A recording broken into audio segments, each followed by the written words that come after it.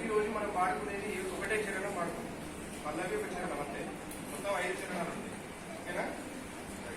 అప్పుడు బ్రిటిష్ వారికి వ్యతిరేకంగా దేశం అంతా ఒకటే, మా వందే మాతరం, మన భారతదేశానికి భారత మాతరం మేము వందనం చేస్తున్నాం అనే ఉద్దేశం తెలపడం కోసం బ్రిటిష్ వారికి వ్యతిరేకంగా దేశ ప్రజలందరూ ఈ నినాదాన్ని ఎత్తుకున్నారు. ఈ బ్రిటిష్ వాళ్ళు భయపడి ఈ వందే మాతరాన్ని బ్యాన్ చేసిరు, ఎవరు వాడద్దు అని వాళ్ళు బ్యాన్ చేసిరట. సో ఇంకా అంటే బ్యాన్ చేస్తే ఏమవుతుంది, ఇంకా దానికి మనం ఇంకా చేయాలనిపిస్తుంది. సో ఎక్కడైనా బ్రిటిష్ వాళ్ళకి వ్యతిరేకంగా పోరాడాలి అంటే వందే మాతరం అని నినాదాలు ఇచ్చేవారట.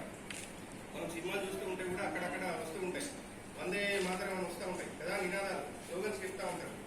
సో అలా చెప్పడం వల్ల బ్రిటిష్ వాళ్ళకి భయం పుట్టించేంతగా మనం అప్పుడు చేసేవాళ్ళం.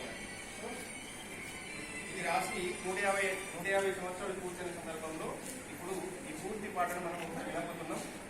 ఓకే, అందరూ మీరు శ్రద్ధగా వినండి అంతే. ఓకే, నేను ప్లే చేస్తున్నాను. 3 నిమిషాలు ఉంది పాట.